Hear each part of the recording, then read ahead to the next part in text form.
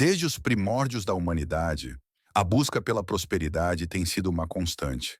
Seja no desejo de suprir as necessidades básicas, de construir uma vida confortável ou de deixar um legado, o ser humano se vê, inevitavelmente, diante dos desafios que envolvem riqueza, abundância e também suas próprias limitações internas. A Bíblia, que atravessa séculos como um dos maiores manuais de conduta espiritual, oferece orientações claras sobre a relação entre o homem, o dinheiro e o propósito divino. De forma surpreendentemente convergente, Napoleon Hill, um dos maiores estudiosos do sucesso e da mente humana, revelou em sua obra que as limitações materiais frequentemente nascem no campo invisível dos pensamentos, crenças e atitudes mentais. O ponto de convergência entre essas duas fontes de sabedoria está justamente na compreensão de que a verdadeira sabotagem da riqueza não acontece do lado de fora, mas no interior de cada indivíduo. Ao longo dos ensinamentos bíblicos, é possível perceber que Deus nunca condenou a prosperidade ou o acúmulo de riquezas, quando estas são resultado de trabalho justo, esforço honesto e alinhamento com os princípios espirituais. O problema surge, no entanto, quando o dinheiro se torna um ídolo, uma fonte de arrogância, apego ou injustiça. Em diversos versículos, é possível encontrar alertas, como aquele registrado em 1 Timóteo 6,10, onde se afirma que o amor ao dinheiro é a raiz de todos os males, e não o dinheiro em si. Este detalhe muda completamente a perspectiva, pois desloca o foco da matéria para a intenção, da posse para o coração. Assim, a riqueza, quando mal compreendida, torna-se uma armadilha, mas quando vista como instrumento, transforma-se em bênção e missão. Napoleon Hill, por sua vez, desvenda outro lado dessa equação. Sua pesquisa, baseada em décadas de análise de homens de sucesso e fracasso, revela que a mente é, sem sombra de dúvida, o campo de batalha onde se decide quem experimentará a abundância e quem viverá na escassez. Hill afirma que os pensamentos são coisas, dotadas de poder criador, quando combinados com propósito, fé e desejo ardente. Não por acaso ele destaca que uma das maiores formas de sabotagem da riqueza está no medo. Medo da pobreza, medo da crítica, medo da perda, medo da doença, medo da velhice e medo da morte. Esses 6 medos são, segundo ele, responsáveis por paralisar milhões de pessoas, impedir a ação, enfraquecer a vontade e fazer com que muitos nunca se lancem na direção dos próprios sonhos. Ao cruzar essa visão com os ensinamentos bíblicos, percebe-se que o medo também é um tema recorrente nas Escrituras. A frase "não temas" aparece mais de 365 vezes na Bíblia, como um lembrete diário de que o medo não provém de Deus, mas sim da desconexão com a fé. No Evangelho de Mateus, Jesus ensina que não devemos andar ansiosos pelo que comeremos ou vestiremos, pois se até os lírios do campo e os pássaros do céu são cuidados, quanto mais nós que somos filhos do Criador. Essa é uma das chaves mais poderosas contra a sabotagem da riqueza. Compreender que a abundância começa na confiança no suprimento divino, na certeza de que a vida não é guiada pelo acaso, mas por princípios eternos de provisão. No entanto, tanto a Bíblia quanto o Hill concordam que a fé, isoladamente, não é suficiente se não vier acompanhada de ação. O apóstolo Tiago, em sua carta, afirma que a fé sem obras é morta. Isso ecoa diretamente os princípios de Hill, que declara que um desejo, por mais intenso que seja, não se materializa sem um plano definido e ação persistente. Aqui se encontra uma das formas mais sutis de sabotagem. Pessoas que acreditam, que sonham, que até oram e mentalizam, mas que nunca transformam suas intenções em movimentos concretos no mundo real. Ficam presas em ciclos de procrastinação, de desculpas e de auto-engano, esperando que as coisas mudem sem que elas próprias se transformem. Outro aspecto relevante da sabotagem da riqueza é o sistema de crenças. A Bíblia mostra, por meio das palavras de Jesus, que seja feito conforme a sua fé. Isso significa que o que acreditamos profundamente molda a nossa realidade. Se alguém cresceu ouvindo que o dinheiro é sujo, que os ricos não entram no reino dos céus, ou que para ser espiritual é necessário viver na escassez, essa pessoa, mesmo sem perceber, carrega dentro de si bloqueios inconscientes que sabotam qualquer possibilidade de prosperidade.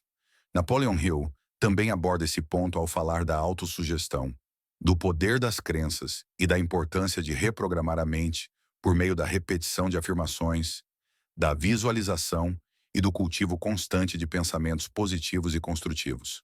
O exemplo dos talentos, na parábola contada por Jesus em Mateus 25, é emblemático. 3 servos recebem talentos, uma medida de dinheiro, segundo suas capacidades. 2 deles trabalham, investem e multiplicam os talentos. O terceiro, movido pelo medo, enterra seu talento e depois justifica sua inércia, dizendo que tinha medo do seu senhor. Este é duramente repreendido e perde até mesmo o pouco que tinha. A lição é clara. O medo, a paralisia e a omissão não apenas impedem o crescimento, mas também resultam em perda e estagnação.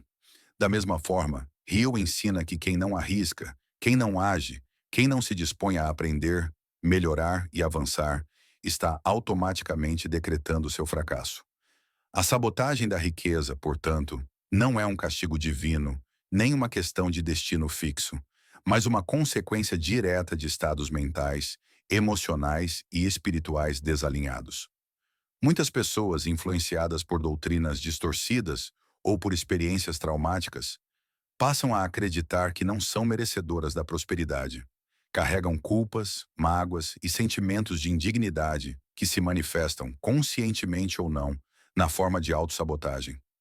Não se candidatam às melhores oportunidades, não investem em si mesmas, não planejam, não se educam financeiramente e, muitas vezes, até rejeitam presentes e oportunidades, mantendo-se presas a ciclos de escassez, como se houvesse virtude no sofrimento material.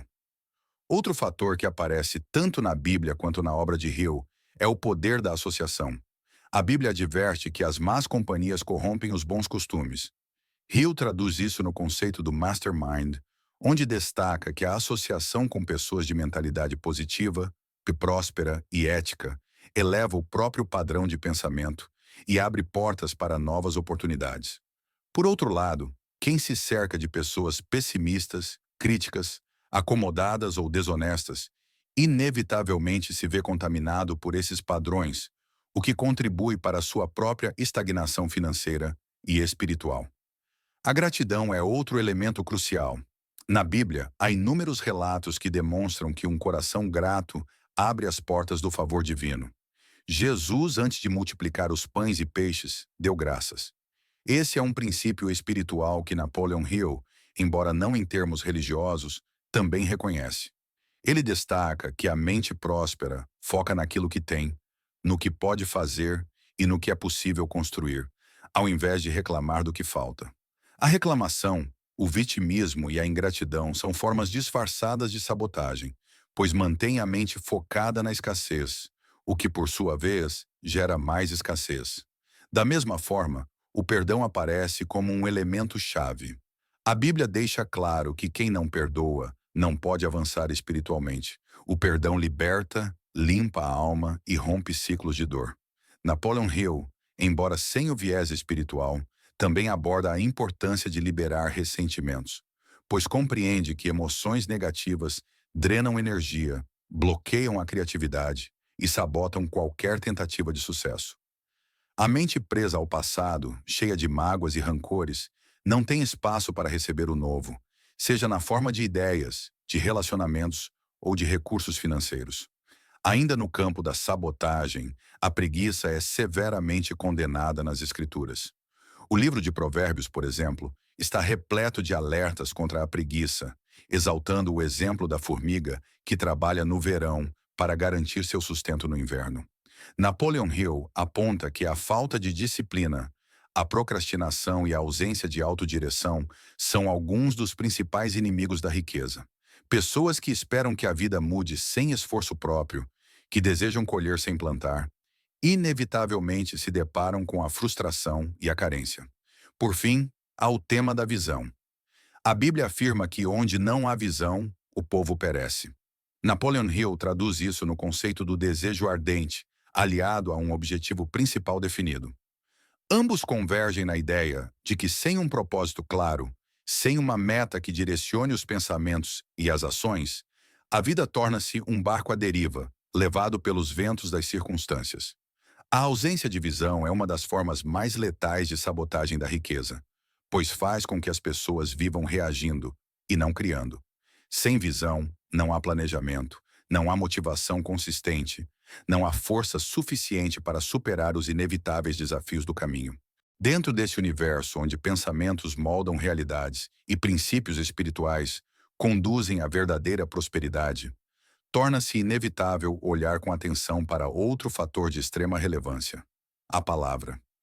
Tanto a Bíblia quanto os escritos de Napoleon Hill destacam, de formas distintas mas complementares, o poder das palavras faladas. No livro de Provérbios está escrito que a morte e a vida estão no poder da língua. Quem bem a utiliza come do seu fruto. Isso significa que aquilo que dizemos constantemente, seja sobre nós, sobre o dinheiro, sobre nosso trabalho ou sobre nossas possibilidades, tem poder criativo ou destrutivo.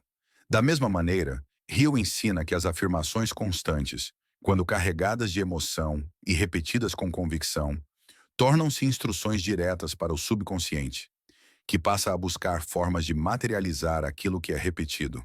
Assim, quando alguém, diante de um desafio financeiro, afirma coisas como: dinheiro não é para mim, eu nunca vou conseguir sair das dívidas, ou as coisas são difíceis demais, está, ainda que inconscientemente, dando comandos ao seu próprio cérebro para que mantenha essa realidade ativa. Isso é sabotagem pura, vinda não de um agente externo, mas da própria boca, alimentando crenças limitantes e reforçando um ciclo de escassez. Por outro lado, aquele que se educa a dizer, com fé e convicção, frases como: eu sou abençoado com oportunidades, eu tenho capacidade de criar riqueza de maneira honesta, ou Deus supre todas as minhas necessidades conforme suas riquezas em glória, está reprogramando sua mente, alinhando-se com princípios espirituais e abrindo espaço para que sua realidade mude. Outro ponto de profunda interseção entre a visão bíblica e os ensinamentos de Hill é a administração dos recursos. A Bíblia é muito clara quanto à importância da boa administração. Jesus, na parábola do mordomo infiel, ensina que quem é fiel no pouco será colocado sobre o muito. Esse princípio revela que a prosperidade não é apenas uma questão de quanto se recebe, mas, sobretudo, de como se administra aquilo que já se tem. Hill, por sua vez, enfatiza a importância da disciplina financeira, do controle dos gastos, da criação de reservas e da mentalidade de investir em si mesmo e em ativos que gerem retorno. Uma das formas mais comuns de sabotagem da riqueza é justamente o desprezo pela boa gestão. Muitas pessoas, quando recebem algum aumento, prêmio ou dinheiro inesperado, gastam tudo imediatamente, muitas vezes com coisas que sequer precisam, simplesmente para satisfazer desejos momentâneos, buscando validação externa ou alívio emocional. Isso revela um padrão mental de escassez, onde o dinheiro não é visto como semente, mas como algo que precisa ser gasto rapidamente, por medo inconsciente de que não volte mais. Esse comportamento é descrito tanto nas Escrituras quanto nas observações de Hill como uma das causas mais frequentes da pobreza persistente. Existe ainda o fator da generosidade, que a Bíblia coloca como um dos pilares da verdadeira prosperidade. O conceito de dar e ser-vos-á dado não é apenas uma recomendação moral, mas um princípio espiritual de circulação da abundância. Aquele que dá, que contribui, que compartilha, ativa um ciclo de fluxo, onde os recursos não ficam estagnados, mas circulam, crescem e retornam de formas muitas vezes surpreendentes. Napoleon Hill, mesmo sem utilizar a linguagem religiosa, reconhece esse princípio quando fala sobre a importância de prestar serviço com valor muito maior do que aquele pelo qual se é pago. Essa mentalidade gera reciprocidade, abre portas e cria redes de cooperação e prosperidade. Infelizmente, muitas pessoas sabotam sua própria riqueza ao cultivar uma mentalidade mesquinha, de retenção, de medo de perder. Agem como se, ao dar, estivessem diminuindo, sem perceber que é exatamente o contrário. Tanto espiritualmente quanto psicologicamente, quem dá ativa o princípio do retorno. No entanto, o dar precisa ser feito com um coração sincero, sem expectativa egoísta, mas com a convicção de que fazer o bem é, por si só, uma recompensa, e que o universo, a vida e Deus se encarregarão de devolver, de formas e em tempos que nem sempre são imediatos, mas que são certos. A persistência é outro traço vital na construção da riqueza, e a sua ausência é uma das formas mais cruéis de sabotagem. A Bíblia está repleta de exemplos de homens e mulheres que, mesmo diante de adversidades, mantiveram-se firmes na fé e na ação até verem suas promessas se cumprirem. José do Egito é um dos maiores exemplos disso. Vendido como escravo, injustiçado, preso, ele poderia ter sucumbido ao vitimismo, à revolta e ao desespero. No entanto, manteve-se íntegro, fiel, produtivo e, no tempo certo, foi elevado à posição de governador do Egito, uma das maiores potências da sua época. Napoleon Hill também afirma categoricamente que um dos maiores segredos do sucesso é a capacidade de persistir diante dos fracassos temporários. Em sua obra, ele cita dezenas de casos de pessoas que só alcançaram o sucesso depois de inúmeros reveses. Para ele, o fracasso não é um fim, mas um teste, uma oportunidade de correção de rotas, de fortalecimento interno, de crescimento. A desistência, portanto, é uma forma clara de sabotagem. Quantas pessoas desistem a poucos passos do sucesso? Quantos abandonam projetos, empresas, carreiras ou ideias, não porque elas eram impossíveis, mas porque o medo, o cansaço ou a impaciência os venceu? No campo das emoções, tanto a Bíblia quanto o Hill alertam sobre o perigo da inveja, da comparação e do ressentimento. A inveja não apenas corrói a alma, como também impede que se reconheça e valorize o próprio caminho, as próprias dádivas. A comparação constante leva muitos a gastarem dinheiro que não têm, tentando manter aparências, competir com outros, viver estilos de vida que não refletem seus valores nem suas possibilidades atuais. Isso é sabotagem direta, pois gera dívidas, frustração, ansiedade e um afastamento progressivo dos próprios sonhos, que acabam sendo substituídos pelo desejo de provar algo aos outros. O orgulho também surge como uma armadilha sutil. Na Bíblia, o orgulho é constantemente apontado como a antessala da queda. Antes da ruína, eleva-se o coração do homem, ensina Provérbios. Napoleon Hill aborda isso ao falar sobre a arrogância intelectual, a resistência em aprender, em ouvir, em buscar orientação. Pessoas que se consideram autossuficientes, que rejeitam conselhos, que não se dispõem a aprender com os próprios erros e com os outros, acabam fechando portas que poderiam conduzi-las ao crescimento e à prosperidade. Um elemento que merece atenção especial nesse contexto é o descanso, o sabático, o tempo de regeneração. A Bíblia estabelece o princípio do sábado, não apenas como um mandamento religioso, mas como um princípio de equilíbrio, de confiança. Ao descansar, o homem reconhece que não é ele quem sustenta o mundo, mas sim Deus. Hill, embora de maneira não religiosa, também alerta para o perigo do excesso de trabalho sem equilíbrio, destacando que o estresse, a exaustão e a falta de momentos de reflexão e renovação mental levam ao bloqueio da criatividade, à perda de clareza e, consequentemente, à sabotagem da própria prosperidade. Por fim, e talvez como síntese de tudo, está a questão da identidade. A Bíblia afirma que somos feitos à imagem e semelhança de Deus, o que, entre outras coisas, significa que temos capacidade criativa, poder de transformar, de construir, de gerar abundância não apenas para nós, mas para todos ao nosso redor. Napoleon Hill, em sua linguagem secular, também afirma que o ser humano, quando utiliza corretamente seu poder mental, é capaz de alcançar qualquer coisa que consiga conceber e acreditar. A maior sabotagem, portanto, acontece quando alguém esquece quem é, quando se desconecta da sua essência, do seu potencial, quando passa a acreditar mais nas limitações impostas pela sociedade, pela cultura ou pelas experiências negativas do que, na verdade, sobre sua própria natureza criativa, abundante e capaz. Seguir pelo caminho da prosperidade exige vigilância constante sobre os próprios pensamentos, palavras e ações. Exige alinhamento entre fé e trabalho, entre oração e planejamento, entre gratidão e responsabilidade. É um caminho que, embora desafiador, oferece recompensas não apenas materiais, mas também emocionais, espirituais e relacionais. Pois a verdadeira riqueza nunca está restrita ao dinheiro, mas sim ao conjunto de uma vida plena, significativa e alinhada com os princípios eternos do amor, da generosidade, da verdade e do serviço.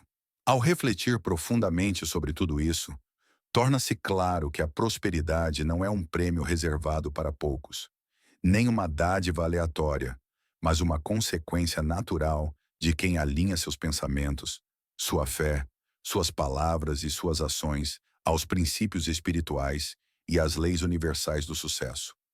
Tanto a Bíblia quanto os ensinamentos de Napoleon Hill revelam que a verdadeira riqueza começa no invisível, no campo das ideias, das crenças, da visão, da fé e da persistência.